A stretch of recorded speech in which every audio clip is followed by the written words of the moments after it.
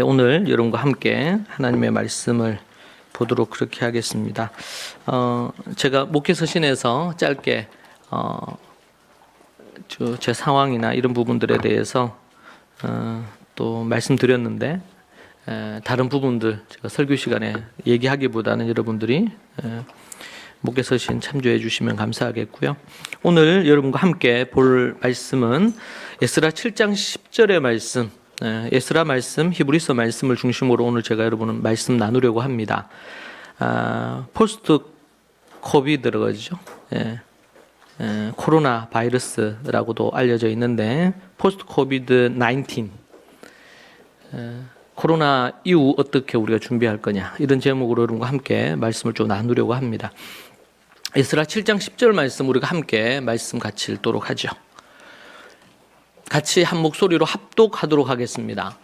에스라가 여호와의 율법을 연구하여 준행하며 율례와 규례를 이스라엘에 가르치기로 결심하였었느니라. 아멘. 우리 한 번 더 읽읍시다. 에스라가 여호와의 율법을 연구하며 준행하여 율례와 규례를 이스라엘에 가르치기로 결심하였었더라. 아멘.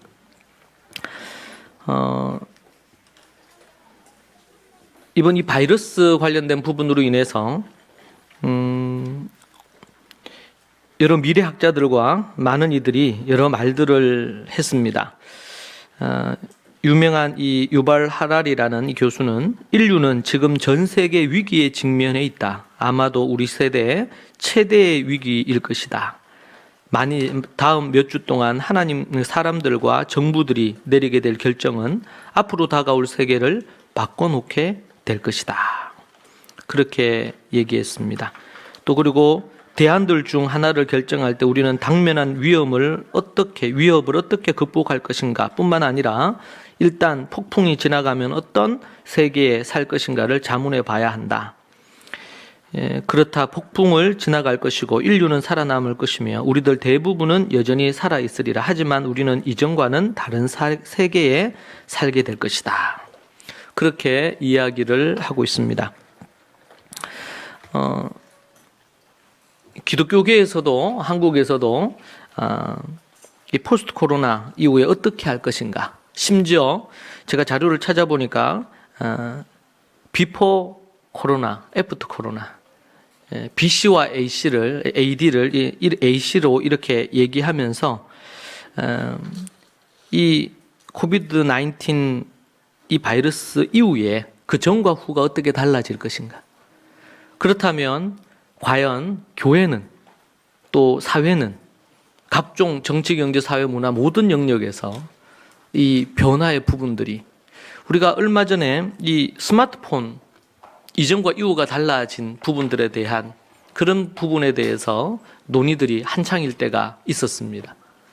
그런데 지금 그진 조금만 더 지나면 1년에 가까운 시간 동안 진행되고 있는 전 세계에 그리고 최근에 통계해 보면 100만이 넘는 사람들이 사망한 이 바이러스로 인해서 지금 여러 말들이 많고 또 각종 세미나와 향후 어떻게 이 부분들에 대해서 진행할 것인가 이런 부분들에 대해서 논란이 되고 또 논의가 되고 있는 가운데 있습니다.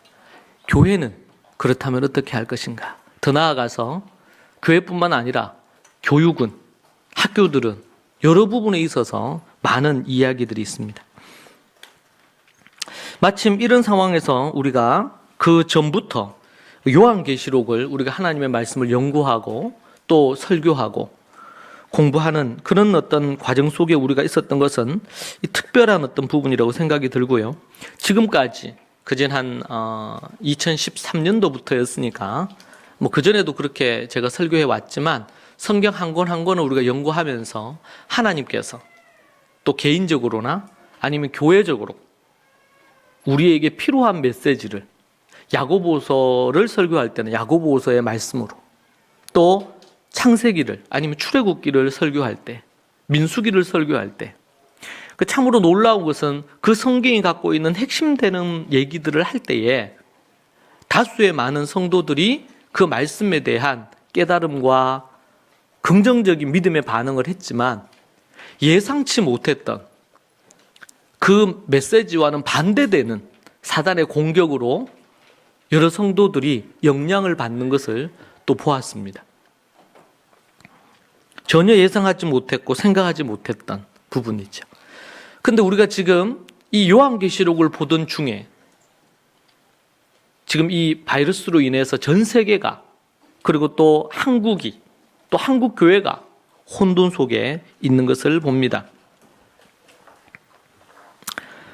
그리고 각종 기독교 매체들과 이런 단체들이 앞다투어서 이 포스트 코로나 이후에 어떻게 할 것인가, 어떻게 해야 될 것인가 나름의 해석과 해답을, 대안을 내어놓고 있습니다. 매우 귀중한 접근이고 논의라고 생각합니다.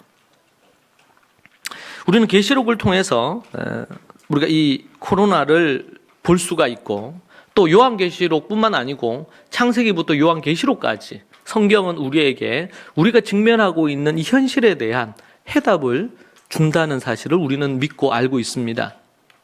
세상은 심지어 기독교 안에서도, 교회 안에서도 이 문제, 당면한 문제에 대한 성경적인 해답보다는 좀 더 다른 관점에서, 사회학적인 관점에서, 또 문화적인 관점에서, 아니면 과학적이거나 의학적인 관점에서, 아니면 정치적인 관점에서 이런 부분들을 접근하는 것을 볼 수가 있는데요. 그것은 매우 심각한 문제라고 생각합니다. 세속 세상은, 세속 사회는 여전히 여러 가지 문제를 안고 있고 타락해가고 있고, 그리고 하나님의 이 목적인 성경의 기반, 이 부분을 가지고 있지 않는 다른 접근을 합니다. 그러나 교회만큼은, 기독교회만큼은 달라야 되는데 이미 교회들도 유럽으로부터 출발해서 그러한 방향을 잃어버리고 방향을 잃어버린 채 흘러가고 있다는 것입니다. 우리는 지금 요한계시록, 우리 토다의 삶에서 6장을 넘어 이제는 7장으로 우리 10월에 접어들면서 시작했습니다. 이제 요한계시록의 본론인 6장부터 19장까지의 내용의 초반을 넘어서고 있고 세 가지 큰 재앙, 인재앙, 나팔재앙, 그리고 대접재앙, 이 세 가지 심판이 이루어지는 첫 번째 인재앙의 6가지 재앙을 넘어서서 이제는 7번째 재앙을 접어드는 7번째 인을 떼는 그 이야기가 있기 전 우리는 7장, 삽입장이죠. 삽입. 그러니까 6장부터 19장까지의 내용 중에 인과 나팔과 대접 심판이 있습니다. 그 심판에 대한 것들이 나오는데 이 심판들은 대부분 짧게 나와요. 그런데 19장까지 이게 이어지고 있단 말이에요. 그런 것을 통해서 우리가 볼 수 있는 것은 뭐냐면 그 사이사이 삽입장이 있어요. 6장은 7인 심판 중에서 7인을 떼는데 첫 번째 인을 떼는 것부터 6번째 인을 떼는 것까지 나오고 7장에 접어들어서는 우리가 앞에서 불렀던 그 찬양, 우리 보좌 앞에 모였네, 그 내용이 있는 본문이 나옵니다. 그러면서 거기에 내용의 한마디로의 핵심은 뭐냐면 그러한 심판 가운데 있지만 하나님을 믿는 믿음의 사람들을 하나님이 지키시고 보호하시겠다는 거예요. 그 메시지가 담겨 있습니다. 삽입되는 장들마다 대부분의 내용이 믿는 자들을 향한 하나님의 약속, 보호, 그들을 인도하시겠다는 하나님의 메시지가 담겨 있습니다. 앞으로 이러한 일들, 이 코로나 바이러스와 같은 이러한 일들뿐만 아니고 우리는 지금 이 역병이죠. 이 역병이 6번째 인을 뗄 때까지 역병 재앙이 나옵니다.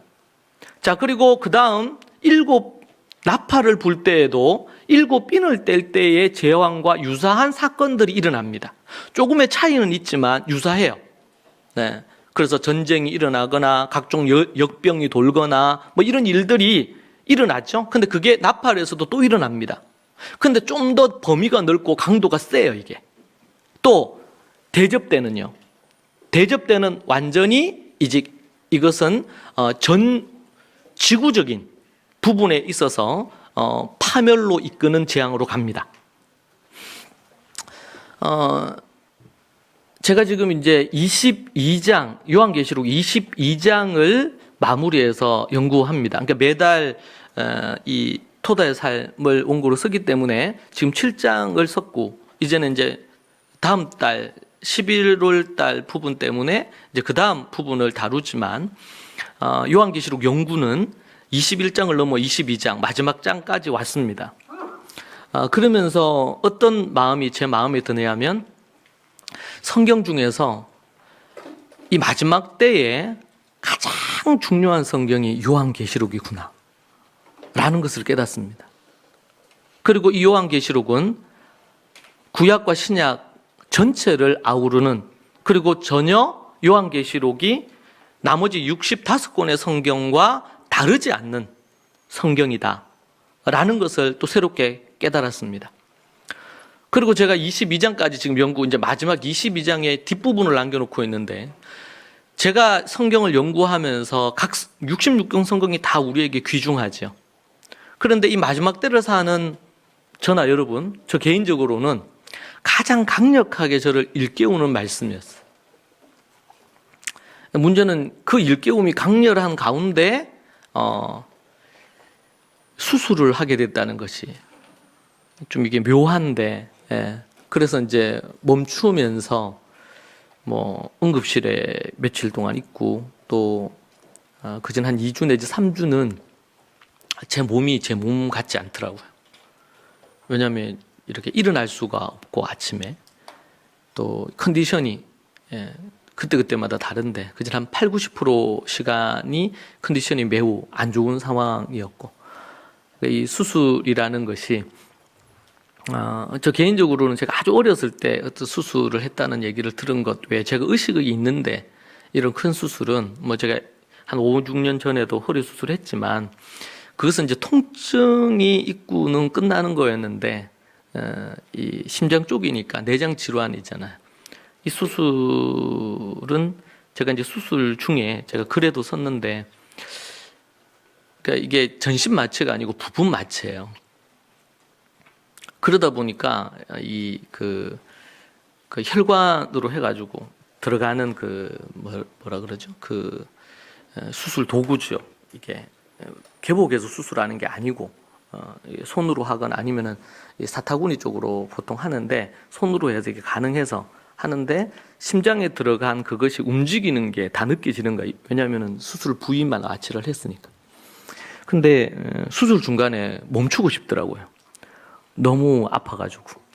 그러니까 그런 시간들을 제가 이제 수술은 그래도 잘 되었고, 또 그리고 나서 계속 이제 또 병원을 또 들어갔다가 다시 나왔다가 이런 시간도 그런 시간을 생각하면서 여러 많은 생각들을 하게 됐습니다.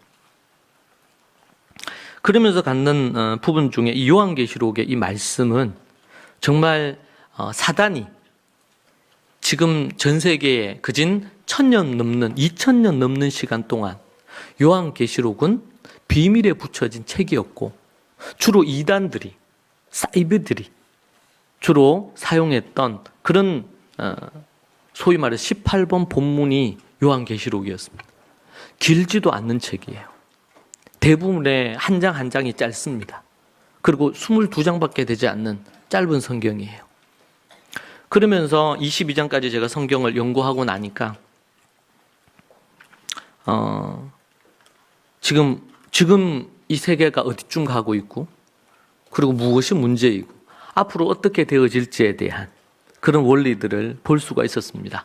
이 요한계시록에 대한 해석이 여러 부분이 있습니다. 예전에는 한 10몇 가지 해석이 있었습니다. 근데 지금은 그저 압축돼서 2~3가지 정도로 압축이 되어 있고, 그 2~3가지를 우리가 좀 나름대로 아울러서 인정을 해야 되는 영역입니다. 왜냐하면 성경적인 근거들이 나름 있기 때문에. 그런데 이단들은 그 선을 넘어서 있지요. 그런데 우리는 그 선 안에서 다양한 해석을 할 수 있는데, 공통적으로 우리가 생각해 볼 수 있는 부분은 그 부분, 또 현대 많은 신학자들과 많은 부분에서 인정되어지는 부분들이 나름의 상징적인 의미를 갖고 있지만, 요한계시록에 나타나고 있는 문자적인 것들은 사실, 역사 속에 일어날 현실적인 역사의 이야기로 대부분 받아들이는 것을 볼 수가 있고, 제가 연구를 쭉 하면서 22장까지 보면서 그러한 접근이 적절하겠다라는 결론에 이르게 되었습니다. 앞으로 지금 우리가 맡고 있는 이러한 부분에 대한 바이러스와 같은 이런 역병들, 이런 것들은 갈수록 더 많아질 것입니다. 그리고 일상이 돌아온다 하더라도 많은 미래학자들의 얘기처럼 그들의 부분들은 성경의 부분과 그렇게 틀리거나 잘못되어 있지는 않습니다. 인심판에서도 역병은 많은 영향을 미쳤고, 나팔 심판에서도 역병은 동일하게 영향을 미치며, 대접 심판으로 가면 이 역병은 전 세계를 강타해서 지금은 100만이지만 전 세계 인구 77억 중에서 그진 10% 이상에 해당되는 그진 8억 가까운 인구가 나팔 심판 정도에서 사망하게 될 그러한 것들이 예언되어 있는 것을 볼 수가 있습니다. 계시록에서 점진적으로 하나님의 심판이 각종 사건 사고로 전 세계에 일어날 것이고, 점진적이라는 것은 그 강도가 갈수록 세진다는 것을 우리에게 의미합니다. 계시록을 우리가 보고 있는데 전체적인 큰 종말의 흐름을 우리가 생각해 보는 것 필요합니다. 여러 가지 견해가 있지만 가장 유력한 견해를 우리가 또 앞으로 계속 공부할 것이고 이해하게 될 것입니다.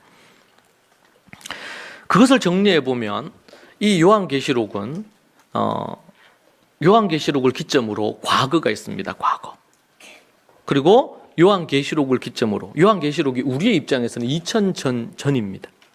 그 요한계시록에서 현재가 있습니다. 그 현재는 뭘까요? 과거와 현재는 7교회 그들에 대한 하나님의 평가입니다. 너희들이 이러이러했는데 회개하고 돌이키라는 메시지가 있었죠. 자, 그렇게 해서 과거와 현재가 있고, 그리고 나서 과거와 현재가 있은 이후에 가장 가까운 미래에 일어날 일은 휴거입니다. 들림을 받는 것입니다. 1차적으로 하나님을 믿는 믿음의 사람들이 대환란 이전에 휴거를 당합니다. 이것은 요한계시록뿐만 아니라 베드로서에서도 나오고 등장하는 것을 복음서에도 나타나는 부분입니다.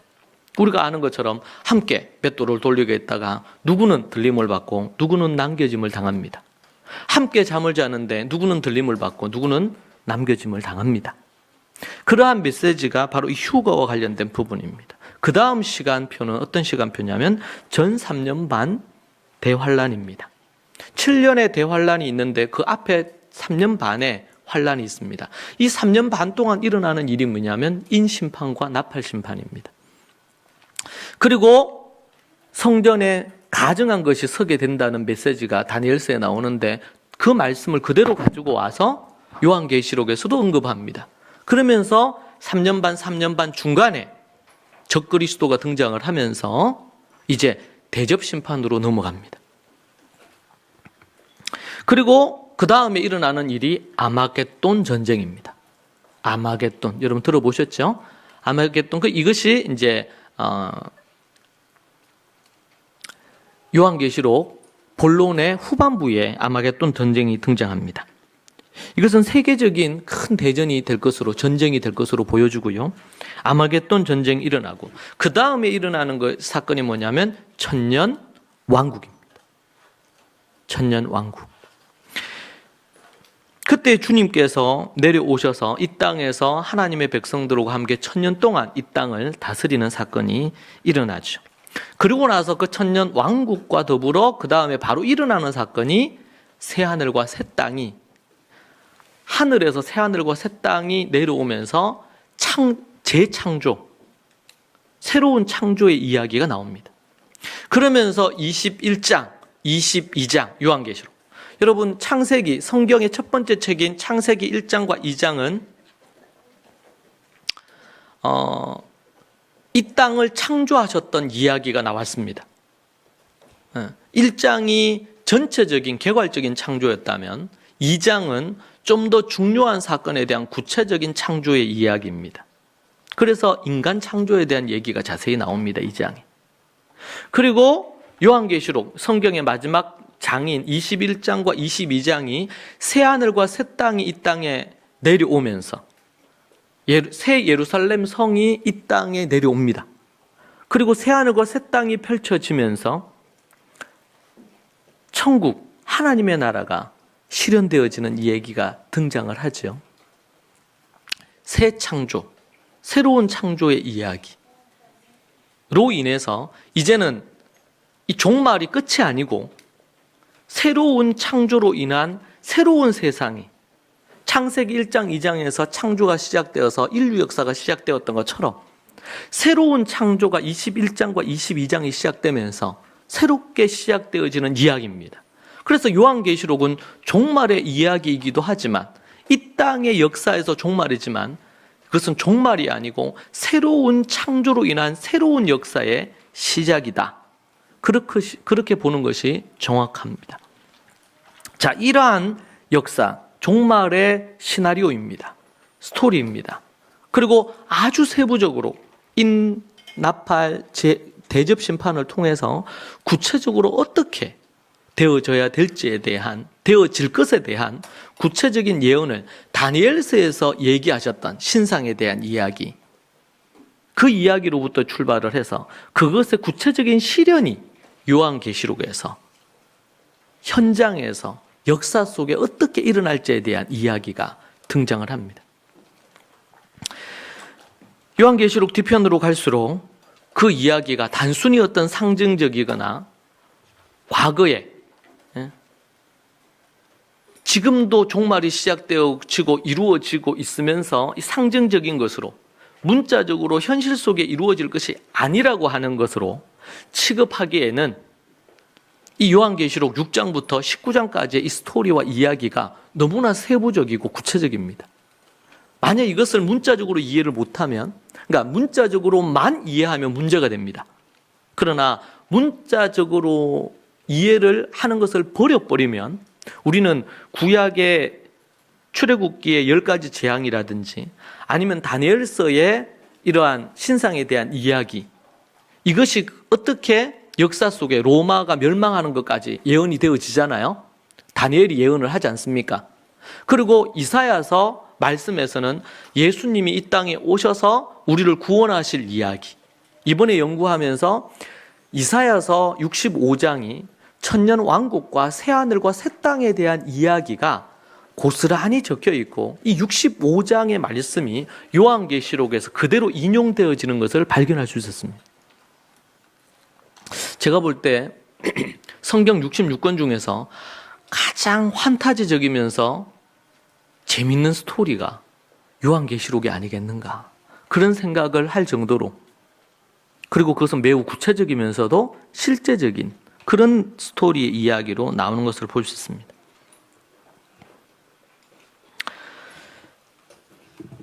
이 7년 대환란의 이야기는 핵심으로 등장을 합니다. 그래서 이제 요한계시록은 우리가 정리를 해보면 하나님을 믿지 않는 자들에 대한, 그리고 타락한 이 땅, 이 세상, 하나님께서 애굽과 바벨론과 아수르와 바벨론과 로마와 그리고 앞으로 또 등장할 신로마라고 이렇게 언급을 하고 있어요. 성경에서. 그러한 부분에 대한 신바벨론, 큰 성 바벨론, 그것은 이 땅에 새롭게 등장할 강력한 이 땅의 정부가 될 것입니다. 하나님께서는 그들도 심판하시고 마지막에 소돔과 고모라와 같은 이 세상을 불로 심판하셔서 이 지구를 파멸하시고 그리고 새로운 새 하늘과 새 땅으로 재창조하시겠다는 그 스토리, 그 하나님의 계획이 여기에 담겨 있습니다. 예수님이 재림하신다는 말만 해도 지금 이 세상에서는 욕을 얻어먹는, 그리고 천국과 지옥이 있다는 것을 얘기만 해도 이제는 교회와 심지어 신학 교수들이나 신학교에서 일부 교단들은 그 사실을 믿지 않습니다. 지옥을 믿지 않습니다. 그러니까 그것을 믿지 않는 형태로 계속 가니까 유럽으로부터 해가지고. 그러니까 뭘 건드려야 됩니까? 성경을 다시 만들 수밖에 없는 겁니다. 그래서 불필요한 것을 빼고, 자신들이 믿기에 곤란한 것을 빼고, 지옥 이런 거 빼고, 예수님이 말씀하신 거, 하나님이 말씀하신 거 다 빼야 되겠죠? 아니면 그걸 상징적으로 해석해서 이게 현실이나 사실이 아니고 역사가 아니라는 걸로 해석될 것을 남겨두지만 그렇지 않는 거, 애매한 것들은 다 잘라냅니다. 그것이 이미 미국에서 유럽으로부터 성경 자체를 다시 재편집하는 이런 일이 이미 시작되었습니다. 중국은 정치적인 이유 때문에 자신들의 공산당의 그 사상 때문에 중국 성경을 만들고 있습니다. 성경을 손대기 시작하는 것입니다. 이것은 소돔과 고모라보다 더 악한 짓을 하는 것이죠. 성경에 나와 있는 죄라는 걸 죄로 인정하지 않으려고 하는 분위기입니다. 세상 분위기 자체가. 그런데 그것의 근본되는 게 뭡니까? 그 뿌리가 되는 것이 성경이니까 성경을 바꾸어 내지 않으면 안 되는 거예요. 교과서를 바꾸어 내려고 하는 것처럼 역사를 왜곡시키기 위해서 일본이나 나라들이 교과서를 왜곡시키잖아요. 사실이 아닌 거짓을 만들어내지 않습니까? 왜요? 다음 세대들을 어릴 때부터 철저하게 왜곡된 역사를 가르치겠다는 것입니다.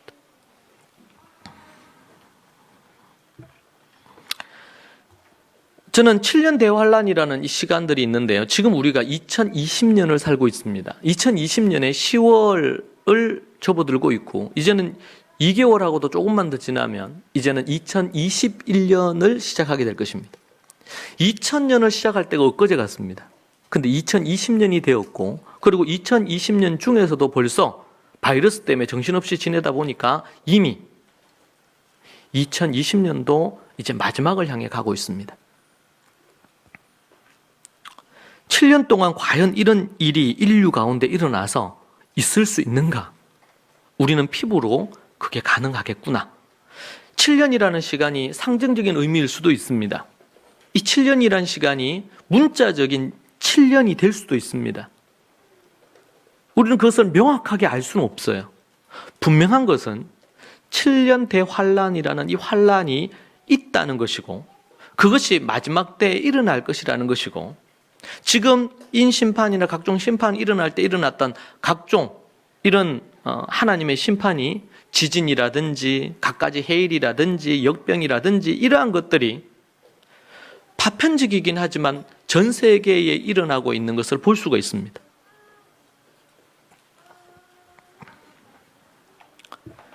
그러한 부분에 있어서 이 마지막 예수님이 재림하시기 전에 어떤 현상들이 일어날 것인지는 우리는 충분히 생각할 수 있고 7년 동안이라면 충분히 그런 일들이 일어나고도 남을 일입니다.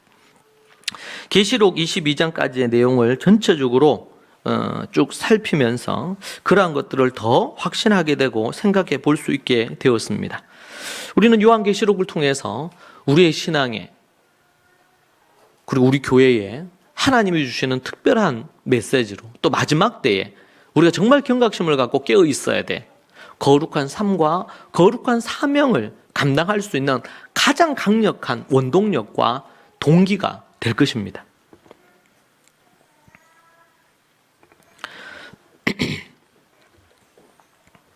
그래서 저는 이 요한계시록이 하나님의 이 계시의 말씀에 핵폭탄급 충격을 주는 말씀이었다고 저는 제 심정을 말씀드리고 싶고 히로시마에 원자폭탄이 터졌을 때 그것이 그렇게 크게 피부로 느껴지진 않았습니다. 역사 교과의 내용으로 이해를 했을 뿐인데 말이죠. 그런데 우리 자자손손이 이 요한계시록을 철저히 가르쳐서 이것은 이단들이나 사이비들이 가르칠 것이 아니고 또 거짓된 종말론자들이 가르칠 본문이 아니라 우리가 제대로 이것을 알아서 널리 전파하고 가르쳐야 됩니다. 믿지 않는 자들에게 믿지 않는 자들이 어떤 심판을 받을지에 대한 복음 전도의 가장 강력한 도구가 요한계시록이 될 것입니다. 그들을 위협하는 게 아니고 사실에 대한 그것을 이야기해 주는 것이죠.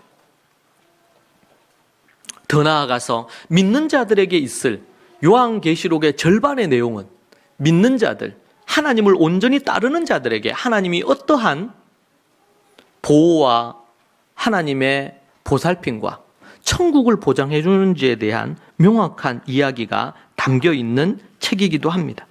우리는 이것을 말해야 됩니다. 사람들에게 알려야 됩니다. 종말이 있다는 사실에 대해서. 성경은 우리에게 말해줍니다. 노아 홍수가 있었을 때도 홍수가 있는 그날, 바로 전날까지 뭐 했냐면 시집가고 장가가고 비즈니스하고 집을 짓고 했습니다.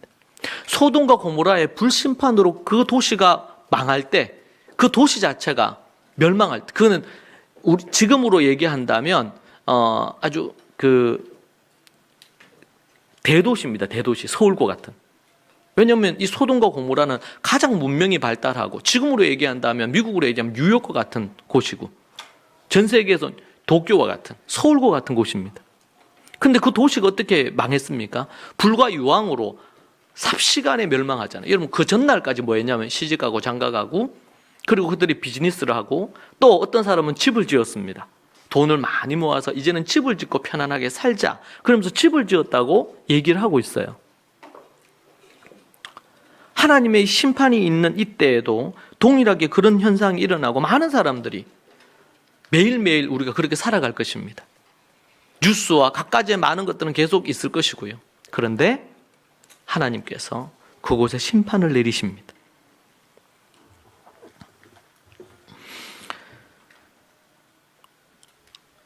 개인뿐만 아니라 인류의 역사를 우리에게 알려주고 있는 부분입니다. 자, 이제 다시 돌아와서 이 코로나의 문제로 인해서 갖가지의 많은 이 부분들, 코비드19로 인한 문제들이 많이 일어나고 있습니다.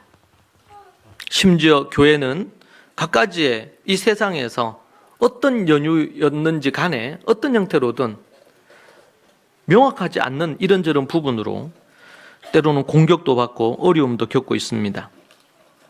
교회뿐만 아니라 모든 영역이, 또 전 세계가 이러한 부분들 때문에 고통을 앓고 있죠. 우리는 특별히 이 에스라, 이 말씀을 통해서 우리는 그 해답을 우리가 얻을 수 있습니다. 이스라엘 백성들이 하나님을 떠나고 범죄했습니다. 나라를 잃게 되었습니다. 그래서 그들은 바벨론 포로로 70년의 세월을 보냈습니다. 에스라서는 2번에 걸친 포로 귀환의 이야기가 나옵니다. 이 에스라는 1장부터 6장까지 1차 포로 귀환의 이야기가 나옵니다. 그리고 7장부터 10장까지 2차 포로 귀환의 이야기가 나옵니다. 그들이 70년 동안 나라를 빼앗기고, 그리고 종살이 했던, 노예 생활을 했던 애굽에서 400년 이후에 70년 동안 노예 생활을 했습니다. 그렇게 노예 생활을 하면서 70년 만에 이제 회복시켜 주시는 것입니다. 말씀하신 대로 70년 꽉 채워서 70년 동안 그들은 노예 생활을 바벨론에서 하게 되었습니다. 그런데 바벨론에 있던, 포로로 있던 그들이 다시 귀환하게 된 것입니다. 이 얼마나 기쁜 복음의 소식이겠습니까? 타락한 그들에게 다시 기회를 주시는 것이죠. 하나님께서 얘기하셨습니다.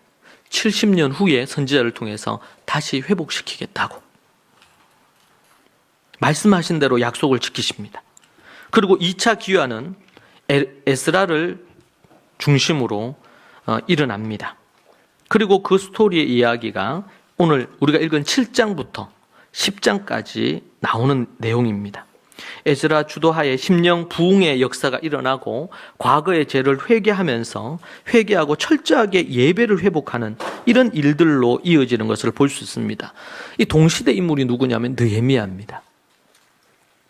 그래서 느헤미야가 이 예루살렘에서 에스라를 불러서 부흥 집회를 하죠. 순문 앞 광장에서 집회를 하는 내용이 나옵니다. 저는 이 내용을 7장부터 10장까지의 내용을 보면서 크게 세 가지로 이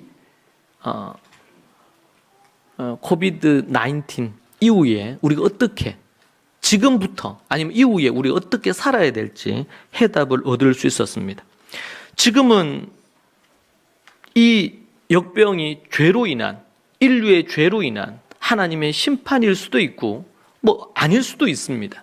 그런데 심판이란, 하나님 죄로 인한 심판이라는 것을 배제할 이유는 전혀 없습니다. 지금 70년 동안 이스라엘이 노예 생활했습니다. 종살이 했습니다. 다 파괴되었습니다. 이유가 뭡니까? 저들이 하나님을 떠나고 죄를 범했기 때문입니다.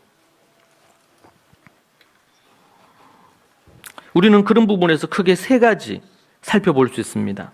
첫 번째, 우리 7장부터 10장까지를 우리가 다 읽기에는 내용이 너무 많은데 여러분이 집에 가서 꼭 한번 읽으시면 좋겠습니다. 7장 10절에 보면 우리가 읽었던 말씀이죠.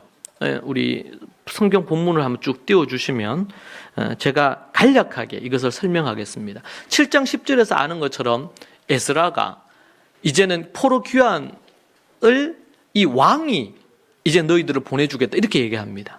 그 얘기를 듣고 에스라가 첫 반응이 뭐냐면 에스라가 여호와 율법을 연구하여 준행하며 율례와 규례를 이스라엘에 가르치기로 결심합니다. 우리가 왜 망했나 나라가? 왜 포로로 70년의 이 종살이 생활을 했나? 이 제사장이자 학사인 에스라가 생각할 때 그것은 우리가 하나님의 율법을 떠났고 죄를 범했기 때문이다. 그래서 먼저 자신이 이 율법을 연구하고 준행하면서 율례와 규례를 가르치기로 결심하는 것입니다. 가르치기로. 그리고 이제 그렇게 결심을 하고, 원래 왕이 허락을 했지만 결심을 하고, 그러고 나서는 왕이 이 에스라에게 뭐라고 얘기하냐면 조서를 꾸며라. 내가 왕이 내릴 조서를 꾸미라고 얘기하면서 왕이 얘기를 합니다. 그것을 바탕으로 에스라가 조서를 꾸밉니다. 왜냐하면 에스라가 우리 포로 귀환하겠습니다. 데리고 나간다고 나갈 수 있는 게 아니잖아요. 예루살렘까지 먼 길입니다. 바벨론에서. 그 길을 가는데 갈 때마다 왕의 조서가 있어야 됩니다. 그리고 이 엄청나게 많은 포로 귀환이 이루어지니까 이 모든 것들에 대해서 왕의 제가가 필요하고 또 그리고 가서는 성을 회복하고 이걸 해야 되니까 많은 물자들과 이런 것들을 그 주변에서 다 받아내야 됩니다. 근데 그것이 왕의 도장이 필요해요. 그래서 왕의 조서가 11절부터 26절까지 나옵니다. 왕이 매우 호의적입니다. 너희 하나님 여호와께서 너희들을 지키시기를 원한다고 하면서 이런 얘기를 해요. 그리고 27절부터 28절까지는 에스라가 그 조서를 받아들고는 찬양하고 기뻐하는 내용이 등장을 합니다. 우리 27절, 28절 한번 볼까요? 에스라 7장 27절, 28절.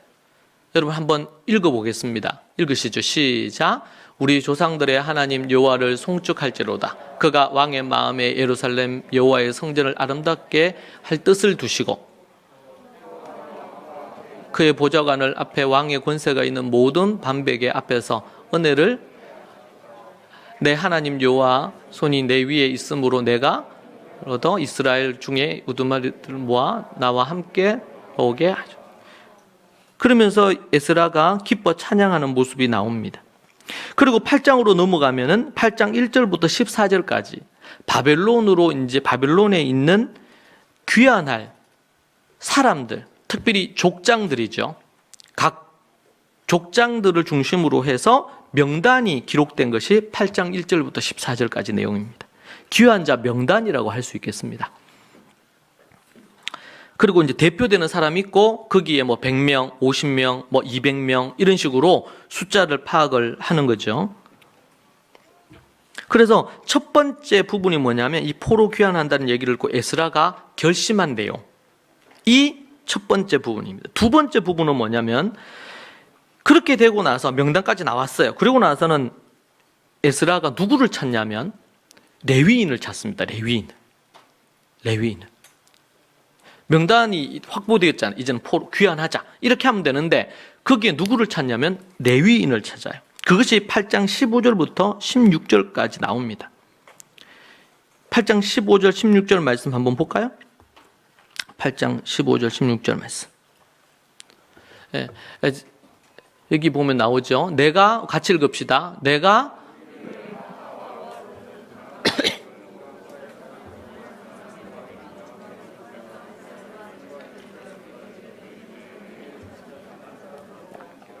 16절 이에 모든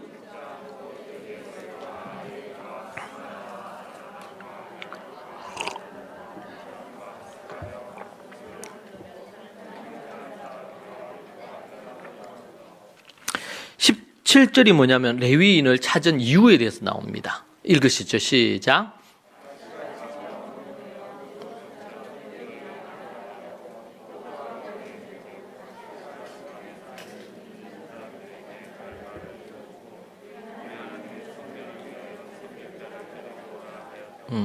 하나님의 성전에서 섬길 자를 데리고 오라는 것입니다. 지금 그들이 70년 동안 지내는 동안 성전이 있었습니까? 없었습니까? 성전에서 그들이 예배할 수 있었어요? 없었어요? 없었습니다. 그러니까 그들이 그 뭐가 발달을 했냐면 이제 가정에서 아니면은 또 자기들끼리 모여서 하나님 앞에 모이는 이런 모임들이 이제 이런 작은 모임들이 많아졌겠죠. 자, 그런데 이제는 돌아간단 말이에요, 예루살렘으로. 그러면 거기에서 가장 중요한 게 뭐예요? 하나님의 성전에서 제사하는 것입니다. 이걸 회복을 해야 돼요. 그동안 못했어요.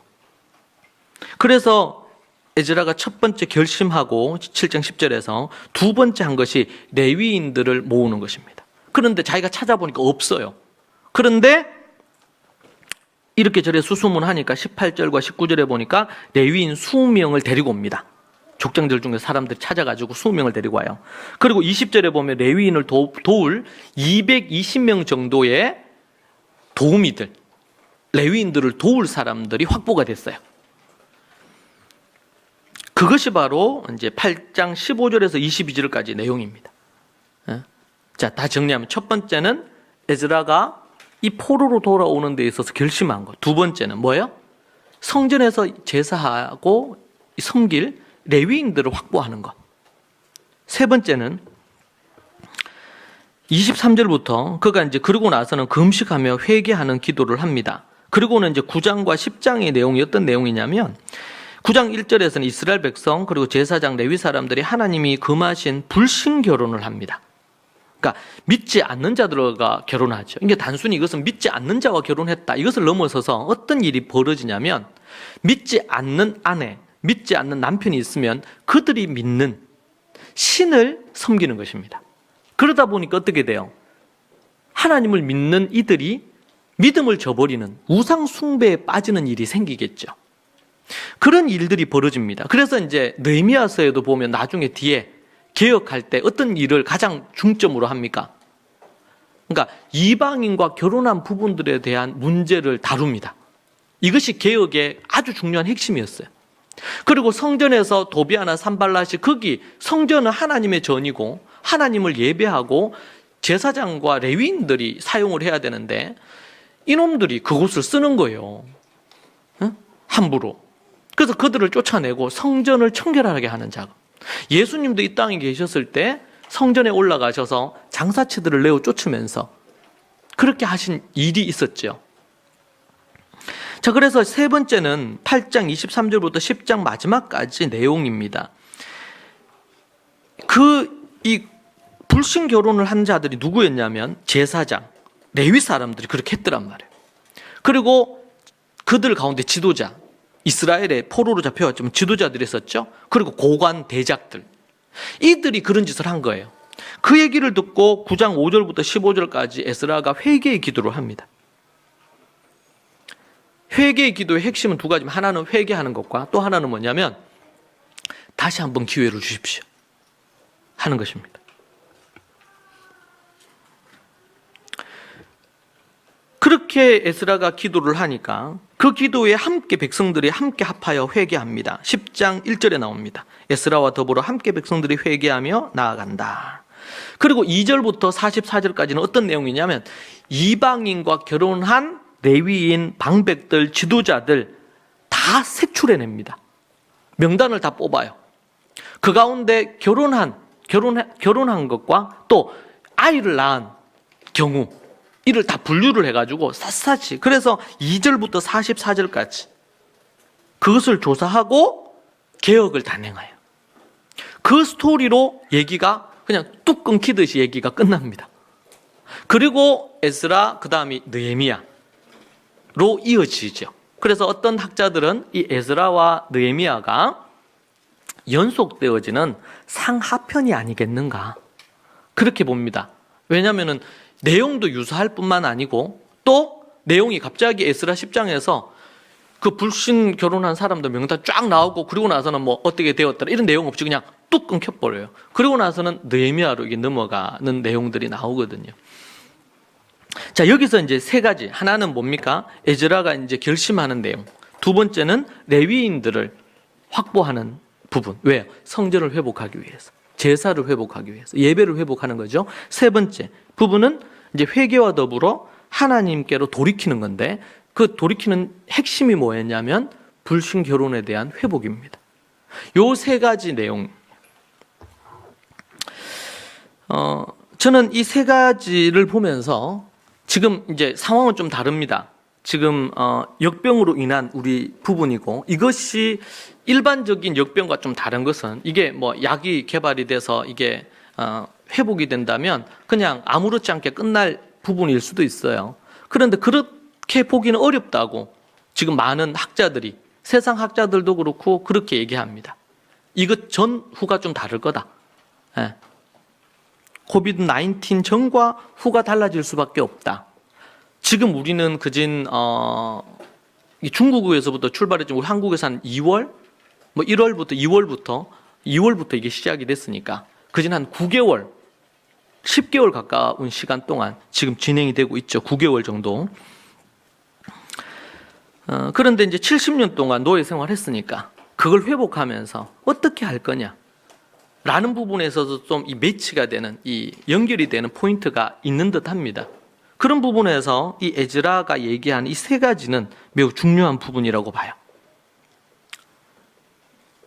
우리는 많은 어떤 일이 있을 때 이 에즈라처럼 생각하지 않을 수 있습니다. 그냥 이제 뭐 괜찮아졌다, 그걸로 끝날 수 있죠. 일상으로 돌아가면 된다. 근데 에즈라는 얘기했습니다. 율법을 연구하고 준행하고 율례와 규례를 이스라엘에게 가르치기로 결심했다.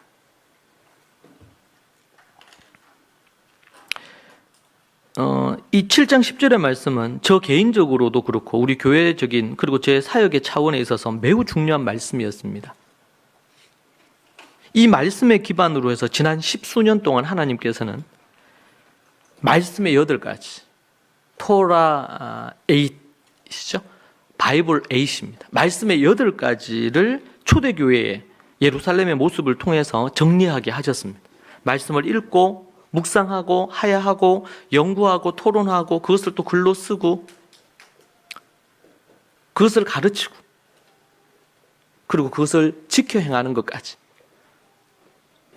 도합 처음에는 5가지로 출발했는데 7가지로 변했다가 최종 8가지로 현재 하나님께서 우리에게 주셨고, 이것은 예루살렘 초대교회가 어떻게 뱃속에 있을 때부터 말씀을, 모세오경을 3번 듣고 태어나서 3살 때부터 본격적으로 말씀을 하고 그것을 또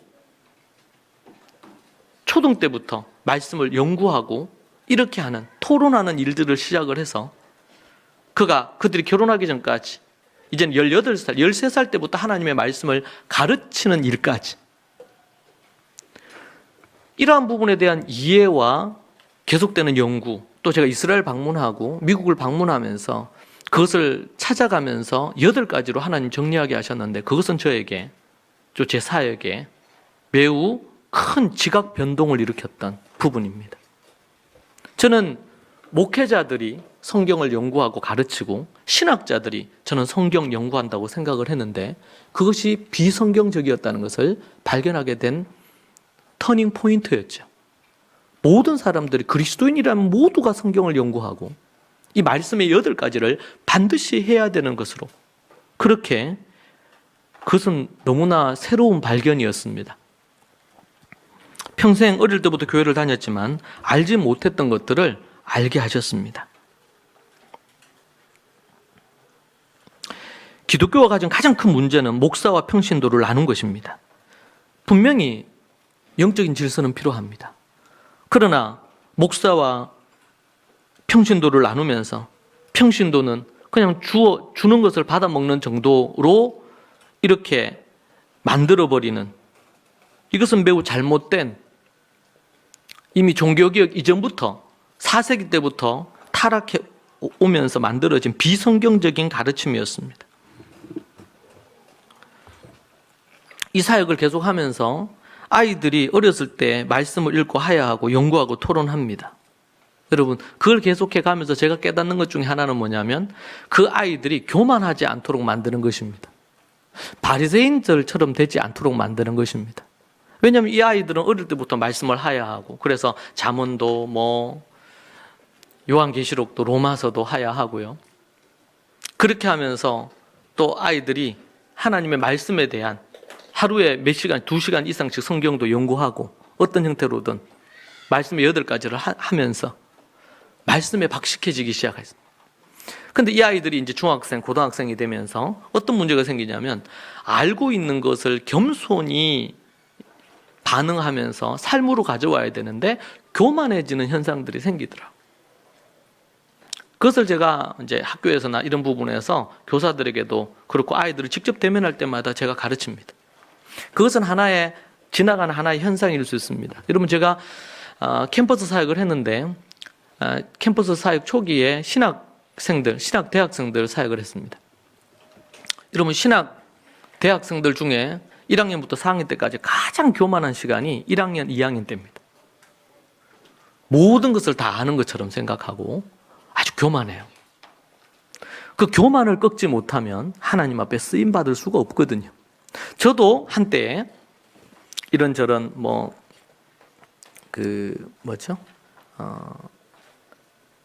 구속사다, 이런 소위 말하는 신학적인 논쟁의 어떤 한 부분 때문에 한 시즌을 제가 거기에 심취한 적이 있습니다.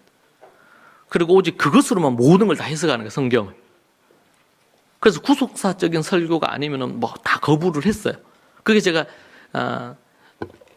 어렸을 때 그렇게 했던 부분입니다.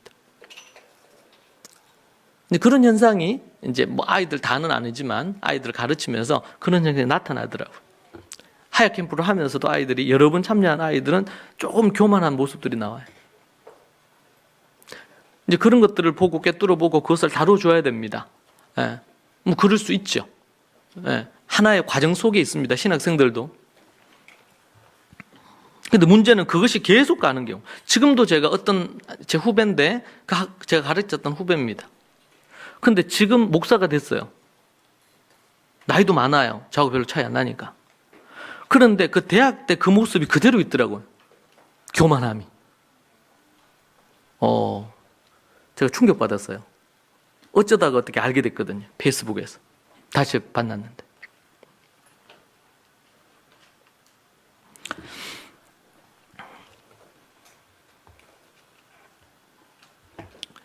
우리 아이들이 탁월한 지성과 말씀을 제대로 아는 거 너무 중요합니다.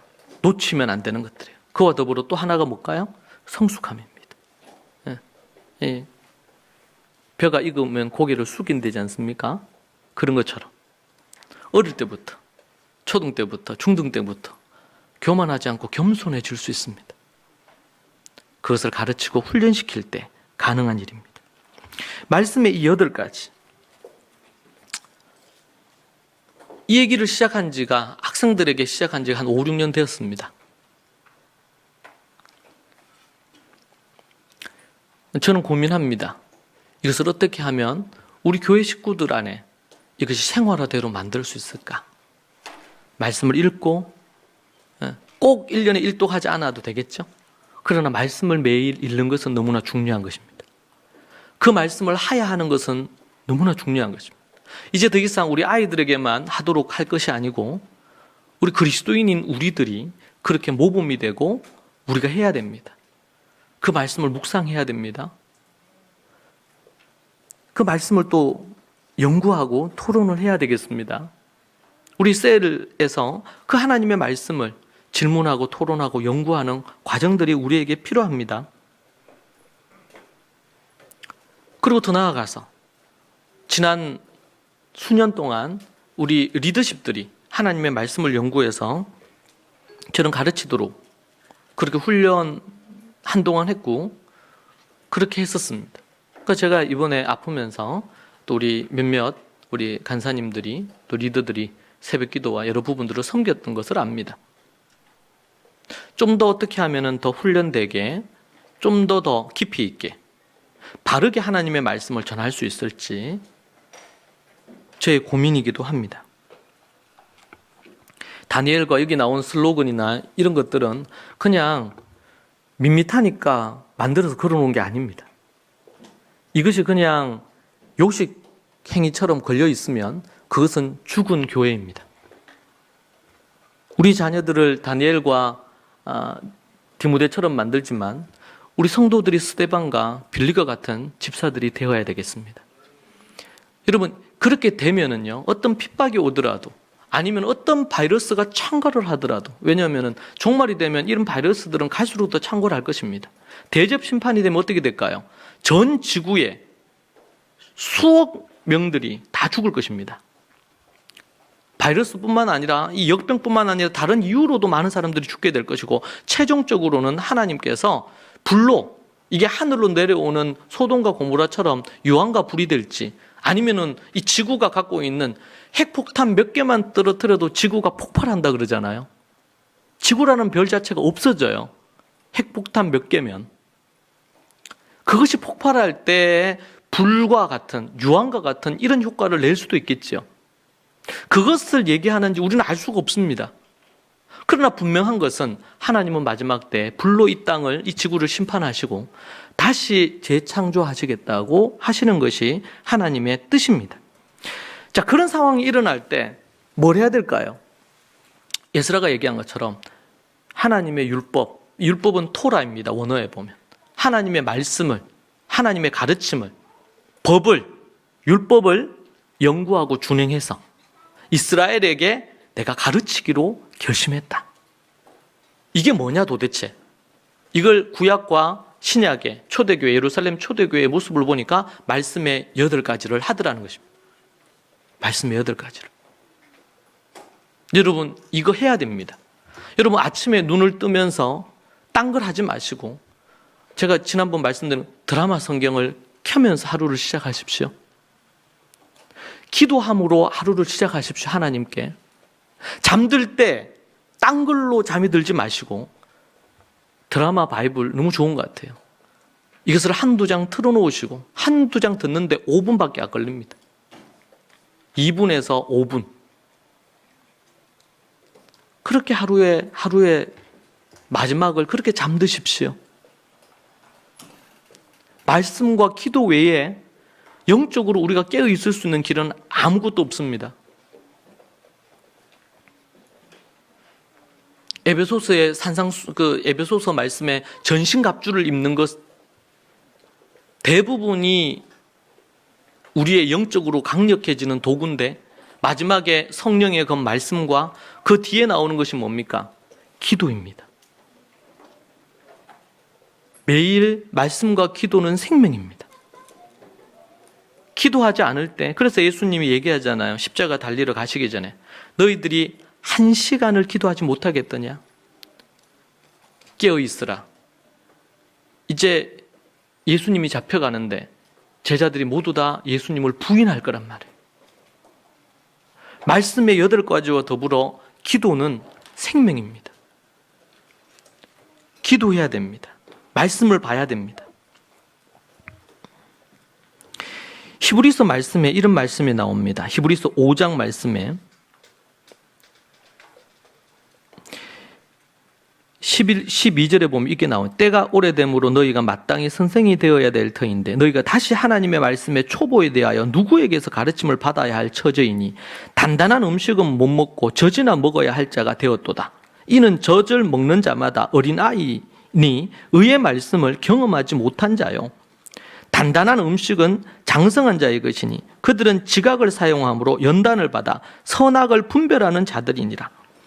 6장 1절. 그러므로 우리가 그리스도의 도의 초보를 버리고 죽은 행실을 회개함과 하나님께 대한 신앙과 세례와 안수와 죽은 자의 부활과 영원한 심판에 관한 교훈의 틀을 다시 닦지 말고 완전한 대로 나아갈지니라. 여러분 보세요. 도의 초보를 버리라는 거예요. 도의 초보를. 여러분, 우리에게 십자가와 부활은 너무나 중요합니다. 절대적인 가치예요. 자, 그런데 너희들이 이미 선생이 되어야 된단 말이에요. 예수님 믿은 지 10년이 지나고 20년이 지나고 세월이 그렇게 지나는데도 불구하고 아직까지 뭐예요? 젖만 먹고 있어요. 단단한 음식을 못 먹어. 교회는 그냥 일주일에 한 번 정도 마당만 밟고 그냥 끝이요. 그러니까 뭐라 그래요? 너희가 이미 선생이 돼야 된단 말이에요. 예수님도 얘기하죠, 제자들에게. 내가 언제까지 너희와 함께 해야 되겠느냐? 12사도들에게. 응? 그렇게 이 믿음이 없는 자들아, 그렇게 얘기하잖아요. 너희들이 이미 선생이 돼야 되는데 아직까지. 저는 한국교회가 모두 다 젖먹이 까난애기예요. 예수님을 믿고 거듭 태어났죠. 그런데 까난애기라. 그러니까 이단이나 갖가지 이런 것들이 오면은 그냥 무너지는 거예요. 한국교회가 지금 이제는 뭐 현장 예배를 드릴 수 있고 이렇게 됐는데도 불구하고 많은 사람들이, 대형교회 같은 경우에는 그진 70% 가까이가 현장 예배 안 온답니다. 현장이 오픈됐고 예배 드려도 상관이 없는 교회임에도 불구하고, 어떤 교회는 보니까 뭐 1부, 2부 정도 예배 드렸는데 6부까지 나눠서 예배 드리더라고요.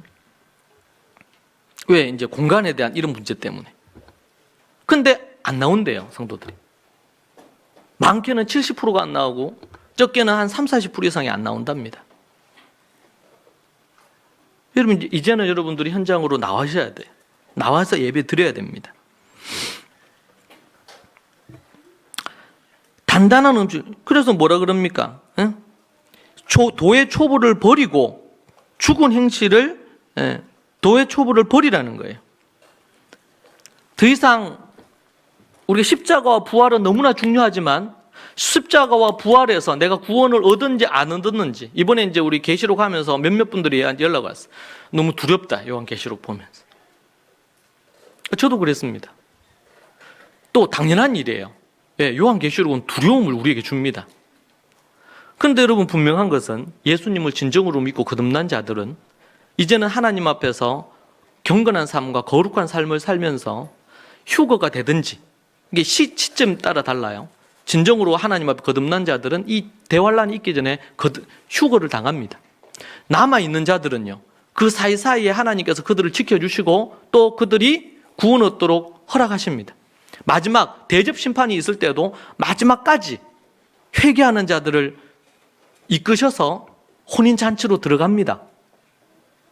그러니까 요한계시록은 우리에게 깨어 근신하며 앞에 모든 책들의 결론이잖아요. 그렇기 때문에 깨어 근신하면서 믿음으로 살라는 것입니다. 그런데 분명한 것은 어떤 거예요? 주님을 온전히 믿고 믿음으로 나아가는, 진정으로 믿는 자들은 모두 다 휴거와 더불어 다 구원에 이릅니다. 천국에 입성합니다.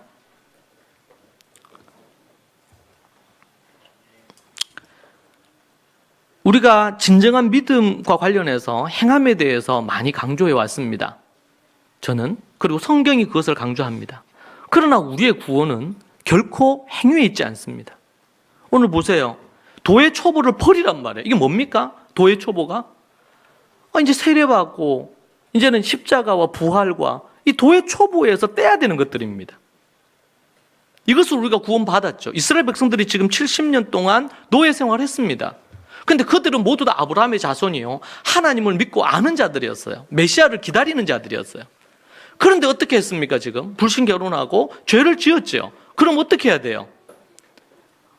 내가 이 불신 결혼했는데 하나님이 나를 버리시고 내가 지옥불에 떨어지게 하실 건가? 이런 두려움에 사로잡히면 안 되고, 주님이 나를 구원해 주시고 생명 주셨는데 내가 죄를 지었어요. 회개하고 돌이켜야 되는 것입니다. 회개하고 돌이켜야 되는 문제가 남아있는 것이지, 내 구원에 대해서 의심하면서 고민할 문제가 아니란 말이에요. 이거는. 그것은 이미 도의 초보에서 끝이 났어요. 그럼 그런 구원받은 사람이 어떻게 살아야 돼? 요한계시록을 보면서 깨어 근신해야 되겠다, 이렇게 생각해야 되지, 내가 하나님이 나를 버리시면 어떡하냐, 이렇게 생각하면 안 된단 말이에요. 이해되십니까? 우리의 구원은 십자가에서 그분이 부활하심으로 이미 이루어졌어요. 구원받은 우리가 깨어 근신하면서 이제는 뭘 해야 됩니까? 율법을 지켜 행해야지. 그러니까 에스라가 뭐예요? 율법을 연구하고 준행해서 가르치기로 결심한 거예요. 왜? 저들이 주님을 떠나지 않도록 만들기 위해서.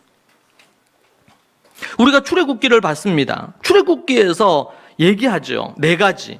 출애굽기 6장에서 우리가 속량, 고엘이를 속량함을 받고 백성이 되고 인도함을 받고 그리고 기업이 되잖아요. 속량은 뭘 얘기해요? 십자가와 부활을 얘기하는 거예요. 이게 도의 초보예요. 그러니까 첫 번째 단계지. 십자가와 부활로 우리가 구원받았어요. 그럼 이제는 어떻게 살아야 돼? 말씀을 철저하게 연구하면서 전신갑주를 입고 믿음으로 살아야지.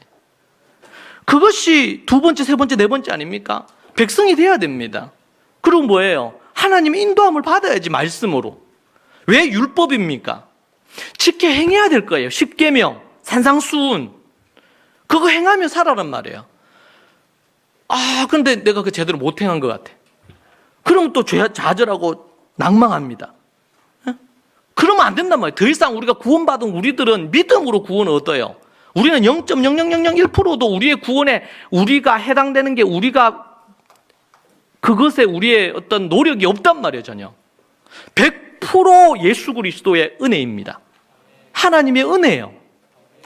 그렇게 우리가 구원받은 자는 그럼 어떻게 살아야 돼? 열매로 하나님의 거룩한 열매가 맺혀야 됩니다. 그런데 언제까지요? 여러분, 나중에 천년 왕국 때에도 인간은 죄를 짓습니다. 왜요? 새하늘과 새 땅을 통해서 지금 천국에 못 들어가서 아직까지. 예수님을 믿으면 우리가 완벽해지고 우리가 완전히 천사처럼 변해가지고 죄를 안 짓습니까? 지난 한 주간 여러분 죄를 안 지었습니까? 우리에게 죄에 대한 예민함이 생깁니다. 죄책감이 따라오죠. 작은 죄에도. 왜요? 하나님이 그걸 기뻐하시지 않는 걸 아니까. 로마서에 보면은 우리에게 기준이 있잖아요. 믿는 자들에게는 이 성경이라는 기준이 있어. 십계명과 산상수훈이. 근데 세상은 그 기준이 없어요. 양심 따라가요. 그 낙태를 합법화해도 양심에 꺼리낌이 없는 거예요. 이 세상입니다. 근데 우리가 세상에 살다 보니까 우리가 타락할 수 있죠.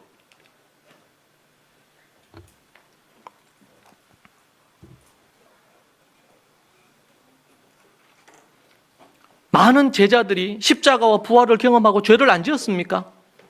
죄를 짓지요. 넘어지지요. 바울은 죄를 안 지었을까요? 죄를 짓습니다. 문제는 뭡니까? 날마다 개혁해 가야 됩니다.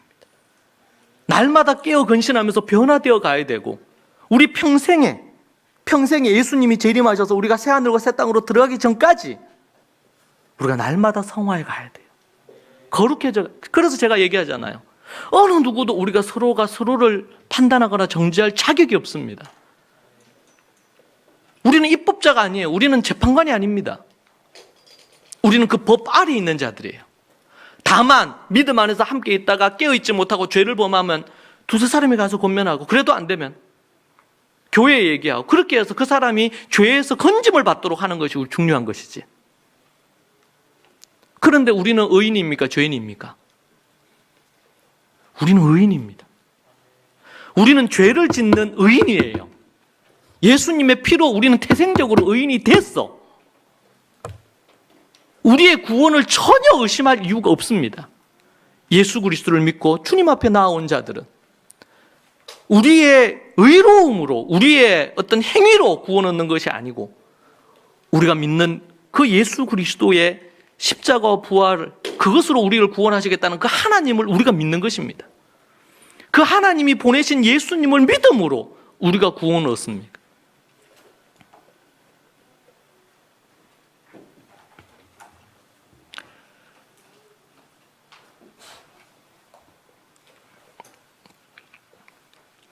에스라는 7장 10절에서 우리에게 컨텐츠를 가르쳐 줬어요. 말씀입니다. 율법입니다. 하나님의 계명입니다. 두 번째는 레위인들을 모았어요. 왜? 성전을 재건하기 위해서. 예배를 회복하기 위해서. 이게 뭡니까? 시스템입니다. 내용물이 있으면 그것을 담을 시스템이 필요합니다. 우리가 가정의 시스템, 가정 안에서 어떻게 가정 예배를 드리고 하나님의 말씀의 8가지가 녹아내리고 가정과 교회가 함께 가고 또 학교가 어떻게 함께 가서 어떻게 우리의 자녀 세대들을 믿음으로 세울지, 이 시스템, 이걸 다른 말로 표현하면 문화라고 할 수 있습니다. 문화, 성경적인 문화, 이것이 2000년 전에는 예루살렘에 있었어요. 여러분, 우리는 지금 그것을 향해 갑니다. 우리가 말씀의 8가지, 그리고 뱃속에 있을 때부터 하나님의 말씀의 사람에 대해서 백발이 돼서도 하나님의 전에 나와서 하나님의 말씀을 연구하고 토론하고 공부하는 그 문화, 그 컨텐츠가 말씀의 8가지가 있고 기도와 더불어 시스템이 만들어져야 됩니다. 시스템이. 한국교회는 이걸 이미 전 세계 교회가 이걸 잃어버렸어요. 이것을 회복하는 길을 많이 코비드-19 외에도 이 세상에 이 교회에 이 시대에 그리스도인들에게 반드시 필요한 것입니다. 이것만이 우리를 회복시키는 유일한 길이에요. 그리고 뭐 해야 됩니까? 세 번째로는 회개하고 개혁합니다. 그나마 그렇게 해서 모아서 이렇게 한 사람들 보니까 머리에 두령들, 제사장들, 레위인들, 그들이 어떤 짓거리를 했어요? 하나님의 율례와 계명을 어기고 죄를 짓고 악을 행했습니다.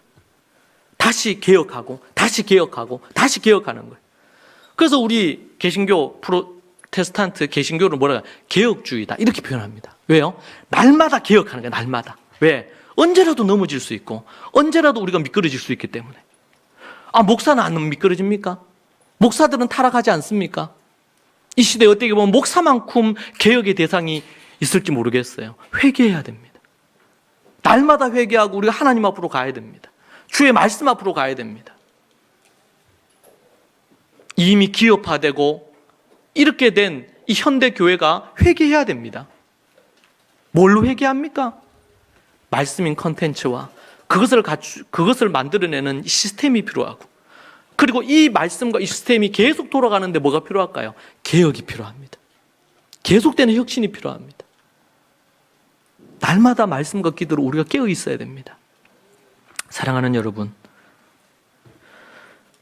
논란과 많은 논의가 있지만 여러분, 우리가 깨어 근신하면서 주님의 재림을 기다리면서 이 3가지를 해야 됩니다.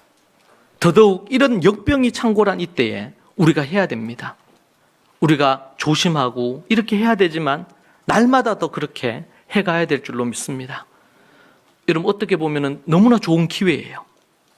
가정에서 함께 할 수 있는 너무나 좋은 기회입니다. 개인적으로 어디 나갈 수 있는 기회들이 이제 자꾸 줄어드니까 하나님의 말씀을 볼 수 있는 너무 좋은 기회고, 말씀을 연구할 수 있는 너무 좋은 기회입니다. 각가지의 회식과 뭐 이런 자리들이 없어지잖아요. 이때에 우리가 하나님 앞에서 에스라가 얘기했던 것처럼 말씀을 연구하고 준행하여 율례와 규례의 말씀을 이스라엘에게 가르치기로 결심한 것처럼 그러한 삶을 저와 여러분이 살기를 소망합니다. 기도하겠습니다. 살아계신 하나님 아버지, 감사합니다. 정말 어둡고 타락한 이 시대에 정말 하나님 앞에서 우리의 또 이 땅이 한국, 대한민국이 범죄함으로, 이 인류가 범죄함으로 하나님이 내리신 역병이 아닌가 생각하게 됩니다. 주님, 회개합니다. 우리부터 회개합니다. 주님, 우리를 긍휼히 여겨주시고 불쌍히 여겨주시며 주의 뜻을 이루어 주시고 에즈라의 고백처럼 이 3가지를 우리가 실행하는 우리 모두가 되어 주님이 기뻐하시는 자들 되기를 원합니다. 예수님 이름으로 기도합니다. 아멘.